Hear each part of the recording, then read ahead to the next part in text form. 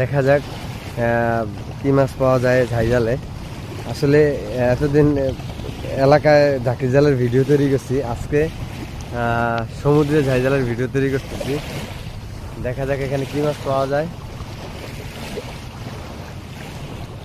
বন্ধুরা অপেক্ষা করুন, শেষ পর্যন্ত দেখা যাক কি মাছ পাওয়া যায়। এখানে উঠছে কিছু একটা, সাপ উঠছে। আর এইখানে সাপ, এটা সামুদ্রিক সাপ না? সাপরা বাইং মাছ। বন্ধুরা এখানে একটা সাপ উঠছে। কি মাছ এরা নিজে?